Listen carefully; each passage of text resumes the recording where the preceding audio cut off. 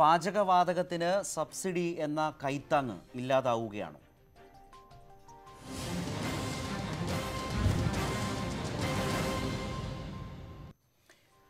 പാചകവാതക സബ്സിഡി നിർത്തലാക്കാൻ കേന്ദ്ര സർക്കാർ തീരുമാനിച്ചു. പ്രതിമാസം സിലിണ്ടർ ഒന്നിന് 4 രൂപ വീതം ഈടാക്കി മാർച്ച് മാസത്തോടെ സബ്സിഡി ഇല്ലാതാക്കാൻ കേന്ദ്ര സർക്കാർ എണ്ണ കമ്പനികൾക്ക് നിർദ്ദേശം നൽകി. കേന്ദ്ര പെട്രോളിയം മന്ത്രി ധർമ്മേന്ദ്ര പ്രധാൻ പാർലമെന്റിനെ രേഖാമൂലം അറിയിച്ചതാണ് ഇക്കാര്യം. വളരെ പ്രധാനപ്പെട്ട നയപരമായ ഒരു തീരുമാനമാണ് സർക്കാർ ഇതിലൂടെ അറിയിച്ചത്. പതിറ്റാണ്ടുകളുടെ സബ്സിഡി എന്ന വളരെ പ്രധാനപ്പെട്ട ഒരു തരത്തിലതൊരു അവകാശം തന്നെയാണ്.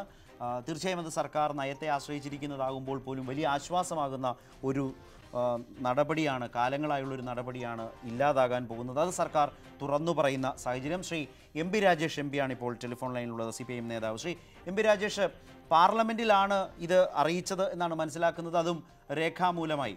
ധർമ്മേന്ദ്ര പ്രധാൻ പെട്രോളിയം മന്ത്രി, എന്താണ് സർക്കാർ വിശദമാക്കുന്ന മറച്ചുവെക്കാത്ത ആ നയം? യഥാർത്ഥത്തിൽ സർക്കാർ മറച്ചുവെച്ച നയം ഏറെ ദിവസത്തിന് ശേഷം ഇന്ന് ഗത്യന്തരമില്ലാതെ വന്നപ്പോൾ രേഖാമൂലം പാർലമെന്റിനെ അറിയിക്കാൻ നിർബന്ധിതമായി എന്നതാണ് വസ്തുത.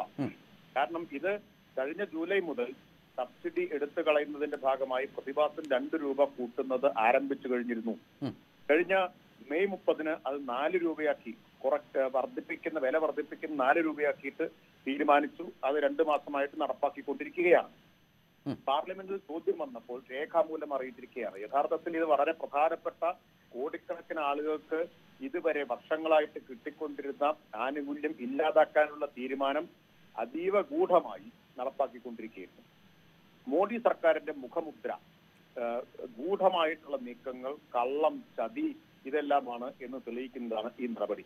ഇവരധികാരത്തിൽ വന്നപ്പോൾ ആദ്യം പറഞ്ഞത് ഞങ്ങൾ എല്ലാവരെയും ഉപദേശിക്കുകയാണ്, പ്രചരണം നടത്തുകയാണ്, കാശുള്ളവരെല്ലാം സബ്സിഡി, പാചകവാതക സബ്സിഡി ഉപേക്ഷിക്കണം എന്നിവര് ആയിരുന്നു അവകാശപ്പെട്ടിരുന്നത്. മോഡി തന്നെ നേരിട്ട് ടെലിവിഷൻ പരസ്യത്തിൽ പ്രത്യക്ഷപ്പെട്ട് പണമുള്ളവരോടെല്ലാം സബ്സിഡി ഉപേക്ഷിക്കാൻ പറഞ്ഞു.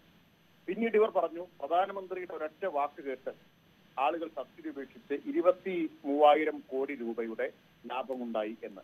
എന്നാൽ CAG റിപ്പോർട്ട് ഇത് പച്ചക്കള്ളമായിരുന്നു എന്ന് തെളിയിച്ചു. പാർലമെന്റിൽ അവതരിപ്പിച്ച CAG റിപ്പോർട്ട് എല്ലാവർക്കും ലഭ്യമാണ്, ഇപ്പൊ പബ്ലിക് ഡൊമൈനിൽ അതുണ്ട്. ആ റിപ്പോർട്ട് പറഞ്ഞത് കേവലം 1,500 കോടി രൂപ മാത്രമാണ് ആളുകൾ സ്വമേധയാ സബ്സിഡി ഒഴിവാക്കിയത് കൊണ്ടുണ്ടായ മിച്ചം. ബാക്കി 21,500 കോടി രൂപ പെട്രോളിയം ഉൽപ്പന്നങ്ങളുടെ വിലയിടിവിന്റെ ഫലമായിട്ട് സർക്കാരിനുണ്ടായ ലാഭമാണ്. അതിനെ ഇങ്ങനെ സർക്കാർ തെറ്റായിട്ട് വ്യാഖ്യാനിക്കുകയാണ് ചെയ്തത് എന്നത് ഭരണഘടനാ സ്ഥാപനമായിട്ടുള്ള CAG ആണ് ചൂണ്ടിക്കാണിച്ചത്. ഇപ്പോ ഗവൺമെന്റ് പറയുന്നു ഇനി ആർക്കും സബ്സിഡി ഇല്ല. നോക്കൂ, ആർക്കാണ് ഇപ്പൊ നല്ല ദിനങ്ങൾ വന്നു ചേർന്നിരിക്കുന്നത് എന്ന് നമ്മൾ കാണുകയാണ്. കോർപ്പറേറ്റുകൾക്ക്, കുത്തകകൾക്ക് നല്ല ദിനങ്ങൾ ഉണ്ടാക്കി കൊടുത്തിരിക്കുന്നു Modi government. M P Rajesh, ഞാനൊന്ന് മടങ്ങി വരാം, ദയവായി ഒന്ന് തുടരുക. ശ്രീ NK പ്രേമചന്ദ്രൻ MP കൂടി ടെലിഫോൺ ലൈനിൽ ചേരുന്നുണ്ട്. നിലവിൽ ഇത് സംബന്ധിച്ച കൂടുതൽ വിവരങ്ങൾ വരാത്തതുകൊണ്ട് തന്നെ പല BJP നേതാക്കളും ചർച്ചയിലേക്കില്ല. പക്ഷേ ജനജീവിതത്തെ ബാധിക്കുന്ന വളരെ തുറന്നു പറയുന്ന, ഇതുവരെ MP രാജേഷ് അതിനെ വിശദീകരിച്ചത്, ഇതുവരെ മറച്ചുവെച്ച ഒരു തീരുമാനം ഇപ്പോൾ രേഖാമൂലം തുറന്നു പറയേണ്ടി വന്നിരിക്കുന്നു. അങ്ങനെ ഒരു തീരുമാനം വരുമ്പോൾ അത് ചർച്ച ചെയ്യപ്പെടേണ്ടതും പരിഗണിക്കേണ്ടതുമാണ് എന്നതുകൊണ്ട് തന്നെ ആണ് ആ വിഷയത്തിലേക്ക് കൂടി പ്രൈം ഡിബേറ്റ് വന്നത്. ശ്രീ NK പ്രേമേന്ദ്രൻ, ഇപ്പോൾ ചില കണക്കുകൾ വേഗത്തിൽ 2014-2015 കേന്ദ്രം സബ്സിഡിയായി നൽകിയത് 36,580 കോടി, 15-16 സബ്സിഡി നൽകിയത് 16,074 കോടി രൂപ. ഈ വർഷം ഇതുവരെ സബ്സിഡി 12,133 കോടി. ഇതെല്ലാമാണ് റദ്ദ് ചെയ്യപ്പെടാൻ പോകുന്നത്. ഇത് അനർഹരുണ്ട് എന്നൊക്കെ പറഞ്ഞാലും ഇപ്പോൾ ഒരുപാട് നടപടികൾ ബന്ധപ്പെടുത്തി, ഇപ്പോൾ ആധാർ ലിങ്ക് ചെയ്യുന്നത് അടക്കമുള്ള നടപടികളൊക്കെ ചെയ്ത് ഒരുപാട് അനർഹർ എന്ന് പറയുന്നവരെ ഒഴിവാക്കിയാലും കോടാനുകോടി സാധാരണക്കാർക്ക് കൈത്താങ്ങായ ഒരു കാര്യമാണ്, ഈ സബ്സിഡിയാണ് ഇല്ലാതാകാൻ പോകുന്നത്. ഇപ്പോഴത്തെ വില നിരക്കിൽ നേരത്തെ നോക്കിയാൽ 2012 ജൂണിൽ സിലിണ്ടറിന് 1000 രൂപ വരെ കടന്ന സാഹചര്യം രാജ്യത്തുണ്ടായിട്ടുണ്ട്. 2012 അതേ ജൂണിൽ സർക്കാർ 570 രൂപ വരെ സബ്സിഡി നൽകുന്നതിന് സാഹചര്യം ഉണ്ടായിട്ടുണ്ട്. മാർച്ചിൽ സബ്സിഡി സിലിണ്ടറിന് 302 രൂപ, ജൂണിൽ സബ്സിഡി 110 രൂപ, നിലവിൽ സബ്സിഡി 87 രൂപ, അങ്ങനെ കുറഞ്ഞു വരികയാണ്. ഈ രൂപത്തിൽ ആഗോള വില ഉയർന്നാൽ ജനം എങ്ങനെയാണ് ഇതിനൊപ്പം പിടിച്ചു നിൽക്കുക? സിലിണ്ടറിന് 1000 കടന്നാൽ അതും വാങ്ങേണ്ടി വരുന്ന അവസ്ഥയുണ്ടാകും. പക്ഷേ ഈ പരിഗണനകളില്ലാതെയാണോ സർക്കാർ ഈ തീരുമാനം രേഖാമൂലം നിങ്ങളൊക്കെ ഇരിക്കുന്ന ലോക്സഭയിലേക്കും പാർലമെന്റിലേക്കും ഇന്നെത്തിച്ചത്? ശ്രീ പ്രേമചന്ദ്രൻ. ഇല്ല, ഗുരുതരമായ പ്രത്യാഘാതങ്ങളാണ് സബ്സിഡി പൂർണ്ണമായും പാചകവാതകത്തിന് ഒഴിവാക്കുന്നതിലൂടെ നമ്മുടെ രാജ്യത്ത് സാധാരണക്കാരും ഇടത്തരക്കാരുമായിട്ടുള്ള ഉപഭോക്താക്കൾക്ക് വന്നു ചേരാൻ പോകുന്നത്. ഇതിൽ വളരെ പ്രധാനപ്പെട്ട വിഷയം BJP ഗവൺമെന്റ്, ശ്രീ നരേന്ദ്രമോദിയുടെ ഗവൺമെന്റ് ആവർത്തിച്ച് അവകാശപ്പെട്ടിരുന്നത് എന്താണ്? അവർ വളരെ സുതാര്യമായും ആരെയും നിർബന്ധിക്കാതെ, എന്നാൽ പ്രധാനമന്ത്രിയുടെ വാക്ക് കേട്ട് അല്ലെങ്കിൽ ഗവൺമെന്റിന്റെ അഭ്യർത്ഥന മാനിച്ചുകൊണ്ട് സമ്പന്നരും അതിസമ്പന്നരുമായിട്ടുള്ളവരൊക്കെ തന്നെ സ്വമേധയാ അവരുടെ സബ്സിഡി വേണ്ട എന്ന് വെച്ചു എന്നിങ്ങനെ ഒരു വിപ്ലവകരമായ മാറ്റത്തിന് രാജ്യത്ത് തുടക്കം കുറിച്ചു എന്നുള്ളതാണ്. പക്ഷെ ഫലത്തിൽ സംഭവിക്കുന്നത് പ്രധാനമായും സബ്സിഡി പ്രത്യക്ഷമായി തന്നെ നിർബന്ധിതമായി എടുത്തു കളയുന്ന രീതിയാണ്.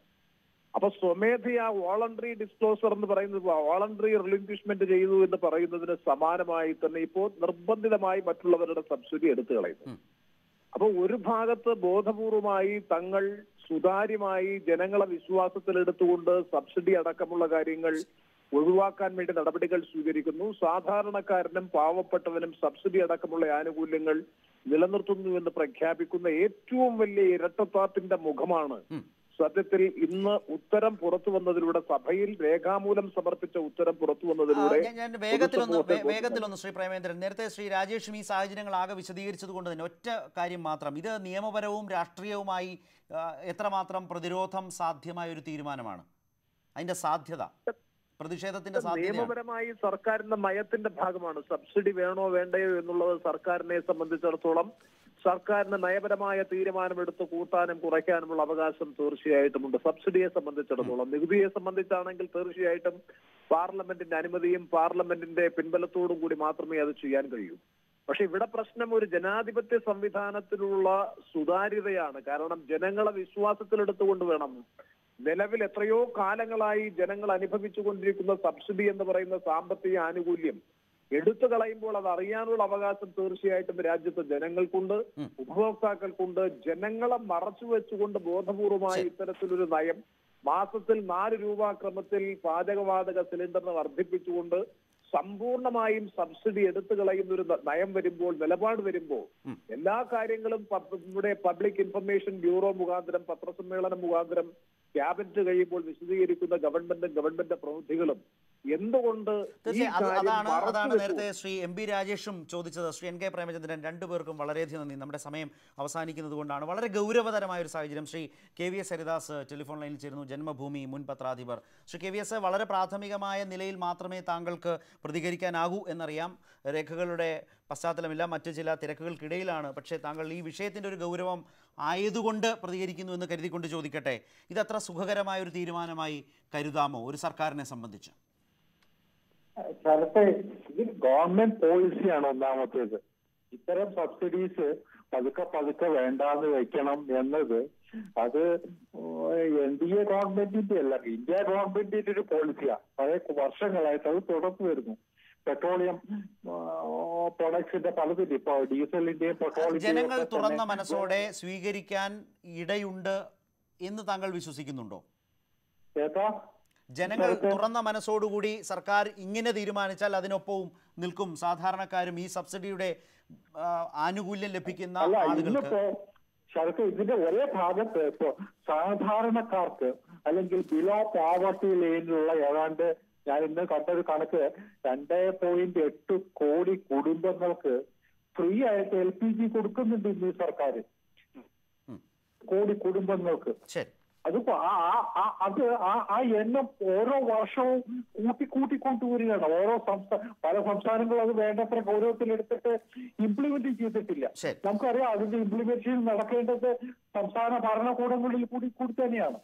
അപ്പൊ ആ തരത്തിൽ ഒരു ഭാഗത്ത് ഇതൊക്കെ കുറയുമ്പോൾ തന്നെ മറുഭാഗത്ത് പാവപ്പെട്ടവർക്ക് സൗജന്യമായിട്ട് പാചകവാതകം കൊടുക്കാനുള്ള ഒരു ബൃഹത് പദ്ധതി കൂടി സർക്കാർ ആവിഷ്കരിച്ചിട്ടുണ്ട്. തീർച്ചയായും ആ നിലയിൽ ഞാൻ ശ്രീ KVS വളരെയധികം നന്ദി. ആ നിലയിൽ ഇപ്പോഴത്തെ വളരെ പ്രധാനപ്പെട്ട ഈ നയപരമായ തീരുമാനത്തെ, പ്രഖ്യാപനത്തെ, അല്പം പഴക്കമുള്ളതാണെങ്കിലും ഇപ്പോൾ അത് രേഖാമൂലം പാർലമെന്റിനെ തന്നെ സർക്കാരിന് അറിയിക്കേണ്ടി വന്നു. അതിനെ ശ്രീ KVS സൂചിപ്പിച്ചതുപോലെയുള്ള ബദലുകൾ കൊണ്ട് പ്രതിരോധിക്കാൻ സർക്കാരിന് എത്രമാത്രമാകും? അത്രമേൽ പതിറ്റാണ്ടുകളുടെ വലിയൊരു കൈത്താങ്ങാണ് സബ്സിഡി.